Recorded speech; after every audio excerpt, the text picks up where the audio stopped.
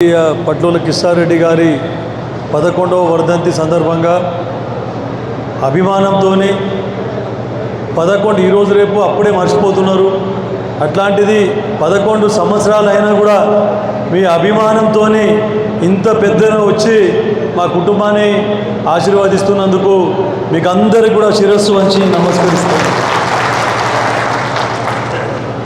ఎందుకంటే కిషారెడ్డి గారు చేసిన సేవలు నారాయణఖేడ్ నియోజకవర్గానికి ఒక వకీలుగా ఫస్ట్ ఆయన ఒక వకీలుగా స్టార్ట్ చేసినారు. ఎంతోమందికి కేసులు అవన్నీ కొట్లాడడం జరిగింది. నేను చూస్తూ ఉంటా ఇప్పుడు చాలా చోట్ల అసైన్మెంట్ ల్యాండు అవన్నీ చూస్తే ఎంతోమందికి వేల ఎకరాల భూమి పంచారు. తర్వాత ఇందిరాగాంధీ గారు ల్యాండ్ సీలింగ్ తీసుకొని వచ్చినప్పుడు కూడా అప్పుడు చాలామందికి భూ పంపిణీ కార్యక్రమం చేపట్టడం జరిగింది. ఎంతోమందికి ఫారెస్ట్ ల్యాండ్ కానీ గవర్నమెంట్ ల్యాండ్ కానీ ఎక్కడ ఉన్నా కూడా వారు 2 ఎకరాలు కానీ 5 ఎకరాలు కానీ ఎంతోమంది బీదోళ్లకు ఎస్సీలకు ఎస్టీలకు వాళ్ళందరికీ భూములు పంచిన ఘనత ఆ రోజు ఒక వకీలుగా కలెక్టర్ గారితో గవర్నమెంట్తో కొట్లాడి పంచిన ఘనత కిషారెడ్డి గారిది. అదొకటే కాకుండా జిల్లా గవర్నమెంట్ ఫీడర్ అప్పుడు ఒకరు ఉంటుండ్రి. ఇప్పుడు 4-5 మంది సపరేటు జిల్లా గవర్నమెంట్ ఫీడర్స్ ఉంటారు. అప్పుడు ఒకరు స్వర్గీయ బాగారెడ్డి గారు, తర్వాత ముఖ్యమంత్రి మర్రి చెన్నారెడ్డి గారు ఉండి అప్పుడు ఆయనకు గవర్నమెంట్ వకీల్గా అపాయింట్మెంట్ ఇప్పించడం జరిగింది. సంగారెడ్డి జిల్లాకు అంటే మెదక్ జిల్లా పాత మెదక్ జిల్లాకు గవర్నమెంట్ అడ్వకేట్గా చేయడం జరిగింది. సర్కార్ వకీల్ అంటుండే అప్పుడు ఒక్కరే. గవర్నమెంట్కు ఏ అడ్వైజ్ ఇచ్చినా కలెక్టర్ ఏదన్నా రిపోర్ట్ అడ్వైజ్ తీసుకోవాలి అంటే జిల్లా గవర్నమెంట్ వకీల్కి అడగాలి. అటువంటిది ఉండే అప్పుడు. అట్లాంటిది ఎన్నో సేవలు అనుభవించారు. కానీ 11 నెలలే చేసిండ్రు. 3 సంవత్సరాల పీరియడ్ ఉంటే కూడా 11 నెలలే వకీల్గా పనిచేసిండ్రు. సమితి ఎలక్షన్స్ వచ్చినాయి.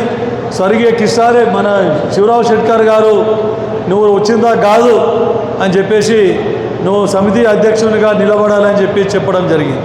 అయితే వద్దొద్దు నేను పైసలు ఇస్తా, మాడి నారాయణ రెడ్డి ఉన్నాడు, మాడి నారాయణ రెడ్డి గారిని మనం తీసుకొని వద్దాం, మీరు ప్రెసిడెంట్గా నేను ఉంటా, ఇంకా నాకు సర్కారు వకీలుగా 3 సంవత్సరాలు ఇంకా పీరియడ్ ఉన్నది అంటే కూడా లే నువ్వు ఉండాలి ఖచ్చితంగా అని చెప్పేసి స్వర్గీయ శివరావు షెట్కర్ గారి కోరిక మేరకు వారు సర్కార్ వకీల్ పదవికి రాజీనామా చేసి సమితి అధ్యక్షునిగా ప్రజాసేవలో ఎంట్రైన ఘనత ఆ రోజు కిషారెడ్డి గారిని అని చెప్పేసి మీకు అందరూ చెప్తా ఉన్నా. అప్పుడే మనకు 1981-83లో ఎన్టీ రామారావు గాలి మొత్తం శివరావు షెట్కర్ గారు 83లో ఓడిపోవడం జరిగింది. 83లో కేవలం 2,500-3,000తోనే ఓడిపోవడం జరిగితే మళ్ళీ అరే ఇట్టెట్లయిపోయింది, అందరూ సర్పంచులు మనోలే, డీలర్లు మనోలే, పంచాయత్ సెక్రటరీలు మనోలే, పట్వారీలు మనోలే, అందరు మనోలే, కానీ 2,500-3,000తోని శివరావు షెట్కర్ గారు ఓడిపోయినరు. అట్లా కాదు. ఎన్టీ రామారావు గాలి, ఎన్టీ రామారావు అక్కడ బాగారెడ్డి గారు గెలిచిండ్రు, జైరాబాద్లో కిషారెడ్డి గారు ఓడిపోయినారు. అయితే మళ్ళీ మనం గెలిపియాలి శివరావు షెట్కర్ గారిని. ఎందుకంటే 85లో మీకు అందరికీ తెలుసు నాదెండ్ల భాస్కర్ రావు గారు ఆ రోజు సంక్షోభంలో ఎన్టీ రామారావును గద్దెదించి మళ్ళా ఎలక్షన్లు రావడం జరిగింది మిట్టర్. అప్పుడు కిషారెడ్డి గారు ఛాలెంజ్గా తీసుకొని కార్యకర్తలందరికీ మీటింగ్ పెట్టి గట్టిగా పనిచేయాలి.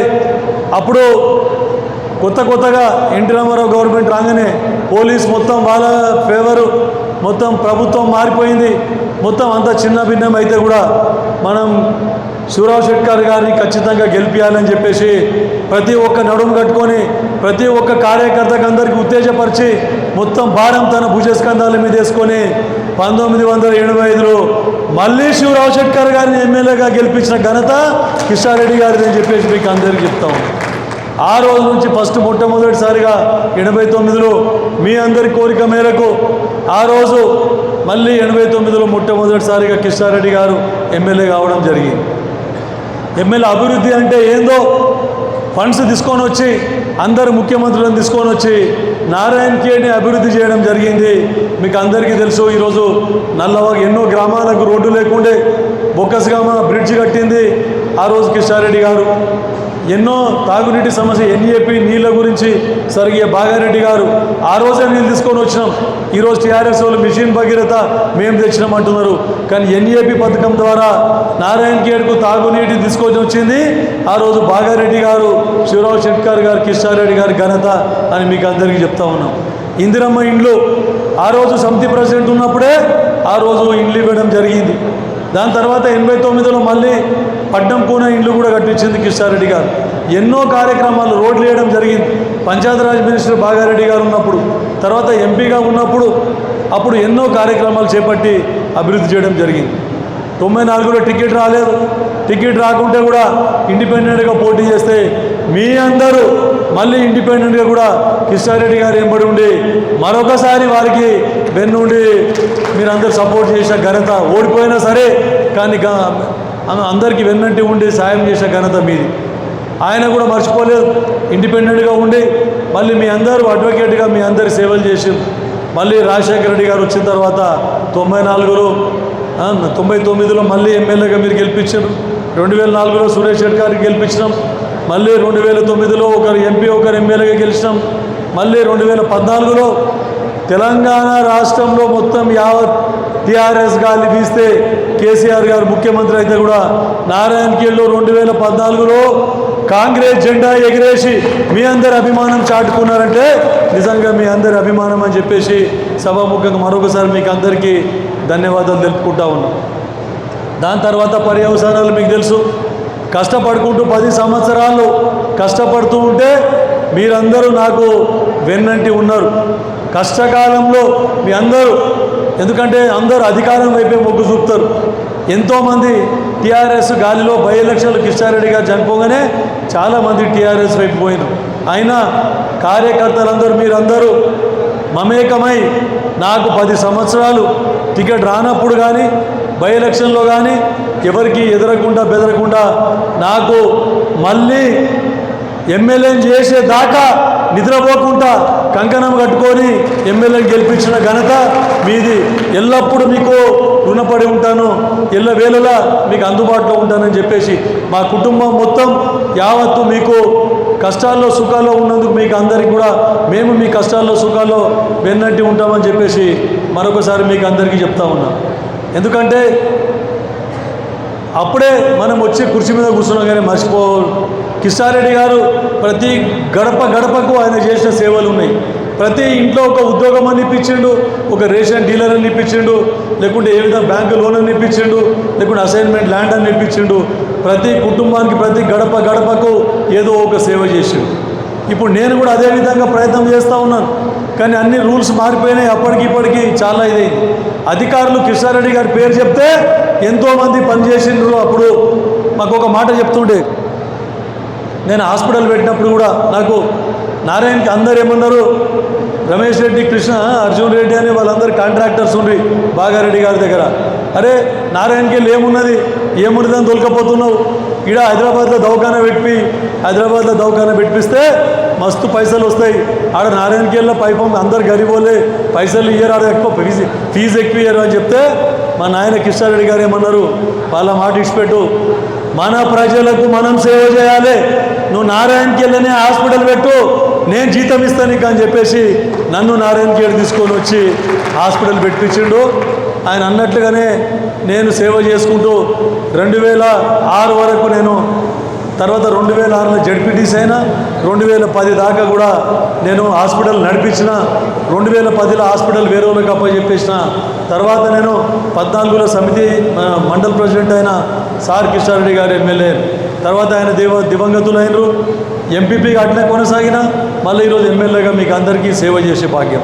నాకు జడ్పీటీసీ నిలబెట్టేటప్పుడు చెప్తుండే, నువ్వు రోజు 10-20 వేలు సంపాదిస్తావు, ఏమైనా సంపాదిస్తా అని చెప్పేసి రాజకీయంలోకి రాకు, ఇది ఎప్పుడు కూడా సేవనే, మా పేరు నిలబెట్టేది ఉంటే రాజకీయంలోకి రా అంటే నేను ఖచ్చితంగా మీ పేరు నిలబెడతా అని జడ్పీటీసీ అయినా ఎంపీపీ అయినా ఈరోజు మీ అందరి కృషి వలన ఎమ్మెల్యే కూడా అయినా చెప్పి చెప్తా ఉన్నా. అందరికీ అడ్వకేట్లకు చెప్తుండే, నా దోస్తులు కొంతమంది డాక్టర్లు ఉంటే చెప్తుండే ఏమని, ఎంతోమంది యంగ్ అడ్వకేట్స్ కొత్త అడ్వకేట్లకు ప్రొఫెషన్లకు వస్తే చాలా సంతోషపడుతుండే, సార్ అరే నువ్వు వకీలు అయినావా, సంతోషం, వెరీ గుడ్ అంటుండే. కొత్తగా డాక్టర్ అయినావా, కొత్తగా చెప్తుండే, ఒక మాట చెప్తుండే. మీరు ఈ పొద్దు రేపు జనరేషన్ ఎట్లున్నదంటే కొత్తగా ఉద్యోగం రాగానే లేకుంటే కొత్తగా ప్రొఫెషన్ కాగానే అప్పుడే పైసలు వెంబడి పడతారు మీరు. కానీ అట్లా పద్ధతి కాదు. పైసలు వెంబడి పడవద్దు. మీరు కష్టపడి పనిచేస్తే పైసలే మీ వెంబడి వస్తాయి. మీరు పైసలు వెంబడి పోవద్దు అని చెప్పేసి మాకు ఎప్పటికీ చెప్పిన ఘనత ఆ రోజు మహానుభావుడు ఈరోజు మన మధ్యన లేడు. మాకందరికి క్రమశిక్షణ నేర్పి పైసలు వెంబడి మీరు పోవద్దు, పైసలు మీ వెంబడి రావాలి, కష్టపడాలి మీరు అని చెప్పేసి నేర్పించారు ఆ రోజు. అదే ఆయన ఆదేశించిన ఆదేశాల మేరకు ఆయన సూచించిన బాటలో ఈరోజు కూడా నడుస్తూ ఉన్నాం, ప్రజాసేవ చేస్తూ ఉన్నాం నిస్వార్థంగా ప్రజలకు. ఆయన ఇంకోటి నాకు ఎమ్మెల్యే కాగానే భయం. అప్పుడు ఎమ్మెల్యే కాకముందు ఒకటే కోరిక ఉండే, ఏమని పేరు నిలబెట్టాలి. కిష్టారెడ్డి కొడుకులు వేస్ట్ గాన్లు, కానీ అట్లా అనవద్దు ఎవరు ప్రజలు అని. ఒక్కసారైనా ఎమ్మెల్యే కావాలి, ఖచ్చితంగా పట్టుదలతోని ఒక్కసారైనా ఎమ్మెల్యే కావాలని మీ అందరి కృషి మేరకు ఒక్కసారి ఎమ్మెల్యే అయినా. ఎమ్మెల్యే అయ్యే వరకు ఒకటే ఉండే, ఎమ్మెల్యే కావాలని. ఎమ్మెల్యే అయిన తర్వాత ముళ్ళ కిరీటం. అందరు అనుకుంటారు ఎమ్మెల్యే కాగానే అందరికీ ఫ్రీ అయిపోయారు. ఎమ్మెల్యే అయినాక బరువు బాధ్యతలు బాగా పెరిగినాయి. మెంటల్ టెన్షన్, పనులు అయితే లేవు, బడ్జెట్ లేదు. బడ్జెట్ లేకున్నా కూడా అడుగడుగునా కొట్లాడుకుంటా నారాయణఖేడ్ అభివృద్ధికి. ఎందుకంటే కిష్టారెడ్డి గారు 4 సార్లు ఎమ్మెల్యే అయి నారాయణఖేడ్ ముఖ చిత్రాన్ని మార్చేసిండు, ఎన్నో అభివృద్ధి కార్యక్రమాలు చేసిండు. అయితే ఆయన పేరు నిలబెట్టాలంటే లేకుంటే ఏమంటారు, అరే అమ్మ తండ్రి మంచివాడు ఉండే, కొడుకు దద్దమ్మ, కొడుకు ఏం డెవలప్మెంట్ చేయలేదంటారు. ఇదొక నాకు రాత్రి మెలుగుతూ ఉంటుంది. నిద్రపోతే అదే, ఏది చేసినా నిద్రపోతే కూడా అదే ఆలోచిస్తా. అరే నారాయణఖేడ్కి ఇద్దే వలన, నారాయణఖేడ్ అద్దే వలన, ఆడు ఇడికి పోతే ఆ పని అవుతుందేమో, ఇడికి పోతే ఆ పని అవుతుందేమో. అందులో కొంతమందికి నేను ఎన్నోసార్లు చెప్పిన, దయచేసి ఈ చిన్న ఫంక్షన్లు కందూర్లకు తొట్టెళ్ళకు విలువకుండి అక్కడ పనులు ఖరాబ్ అవుతాయని కూడా నేను ఎన్నోసార్లు చెప్పి ఖచ్చితంగా ఫ్రీగా ఉంటే ఖచ్చితంగా వస్తాం. అక్కడ బడ్జెట్ ఉండి అప్పుడు కిష్టారెడ్డి గారు ఉండగా ఫోన్లో ముఖ్యమంత్రితో ఫోన్లో మాట్లాడి మాకు ఇది కావాలి అని అంటే అప్పుడు పనులు అయ్యేటి. బాగారెడ్డి గారు ఎంపీ ఆయనకు అండదండగా ఉండి అప్పుడు చెప్పగానే ముఖ్యమంత్రులు అందరు ముఖ్యమంత్రులు కూడా ఆయనకు పనిచేసింది. ఈవెన్ ఆంధ్ర తెలంగాణ వేరు కాకముందు కిరణ్ కుమార్ రెడ్డి వరకు, చెన్నారెడ్డిని పట్టుకొని కిరణ్ కుమార్ రెడ్డి వరకు కిష్టారెడ్డి గారు చెప్పింది వేదం. కిష్టారెడ్డి గారు చెప్తే ఆ పని అందరు ముఖ్యమంత్రులు మంత్రులు అందరూ చేసింది. కానీ ఇప్పుడు నేనేమైపోయినా, నేను జూనియర్ని అయిపోయినా. జూనియర్ని అయినా మీ అందరి ఆశీర్వాదంతో అడుగడుగునా కొట్లాడుకుంటా ప్రతి డిపార్ట్మెంట్ అందరూ అప్పటి కిష్టారెడ్డి గారితో పనిచేసిన మంత్రులు బట్టి విక్రమార్క కానీ, శ్రీధర్ బాబు గారు కానీ, ఉత్తమ్ కుమార్ రెడ్డి గారు కానీ ఎంతోమంది మంత్రులు ఉన్నారు. ఇంకా వారందరి ఆశీర్వాదంతో, వారందరి అండదండలతో, వారి సహాయ సహకారాలతో, మీ ఆశీర్వాదంతో నారాయణఖేడ్కు అందరికంటే ఎమ్మెల్యేల కంటే కూడా కొట్లాడి ఎక్కువ నిధులు తీసుకొని వచ్చి అభివృద్ధి చేస్తూ ఉన్నాను. ఇంకా 2.5 సంవత్సరాలు ఉంది. ఇంకా కూడా కొట్లాడి ముఖ్యమంత్రి గారితో మాట్లాడి ఇంకా కూడా కిష్టారెడ్డి గారి పేరు నిలబెట్టే విధంగా నారాయణఖేడ్ను అన్ని విధాల ఇంకా కూడా అభివృద్ధి చేస్తానని చెప్పేసి మీకు అందరికీ తెలియజేసుకుంటూ, ఇంత అభిమానం చూపించి ఇంత 11 సంవత్సరాలైనా కూడా ఆయన చేసిన సేవలు మర్చిపోకుండా మా కుటుంబం మీద ఉన్న గౌరవంతో ఈరోజు మీరు వచ్చిందంటే మేము మీకు జీవితాంతం రుణపడి ఉంటామని చెప్పేసి మరొకసారి మీకు తెలియజేసుకుంటూ, ఇలాగే మీరు మాకు సహాయ సహకారాలు అందిస్తూ ఉండి ఇంకా కూడా ఈ 2.5 సంవత్సరాలే కాదు, ఇంకా ముందు మీరు అందరూ ఆశీర్వదిస్తే ఇంకా కూడా నారాయణఖేడ్ ముఖ చిత్రాన్ని మార్చి ఒక 4-5 స్కీములు పెట్టుకున్నా. ఆ 4-5 స్కీములు నారాయణఖేడ్కి వస్తే తాగునీటి సమస్య నారాయణఖేడ్లో ఉండదు, సాగునీటి సమస్య ఉండదు, సస్యశ్యామలం అయిపోతుంది. బసవేశ్వర సంగమేశ్వర ప్రాజెక్టు వస్తుందో పోతుందో, అది రాజకీయంగా ఏదో ఓట్ల గురించి చేసిండ్రు. కానీ అది కాకుండా తక్కువ బడ్జెట్తో ఇంకా వేరే స్కీములు తీసుకొని వచ్చి నారాయణఖేడ్ ప్రతి అన్ని మండలాలు, ముఖ్యంగా వర్షాభావ పరిస్థితి ఏవైతే ఉందో నాగల్గీత మండల్ కానీ, కంటి మండల్ కానీ, చాలా వెనుకబడ్డ ప్రాంతాలు, ముఖ్యంగా ఇలాంటి ప్రాంతాలకు ఖచ్చితంగా తాగునీటి సమస్య, సాగునీటి సమస్య, ఇంకా ఇతర సమస్యలన్నీ తీర్చే విధంగా కృషి చేస్తానని చెప్పేసి రోడ్లది ఒకటి ఉంది. రోడ్లు కూడా త్వరలో అన్నీ కూడా మీరే చూస్తారు. అన్ని రోడ్లు కూడా అభివృద్ధికి శాంక్షన్ అయినాయి. అవి టెండర్ అయింది, అగ్రిమెంట్ స్టేజ్లో ఉన్నాయి. రోడ్లు ఒక్కటి వెనుకబడ్డం. అది కూడా ఎందుకంటే 10 సంవత్సరాల నుంచి దాని మీద తట్టెడు మట్టి కూడా పోయలేదు. అది ఒక్కటే కాకుండా రేషన్ కార్డులు అవన్నీ ఇచ్చినాం.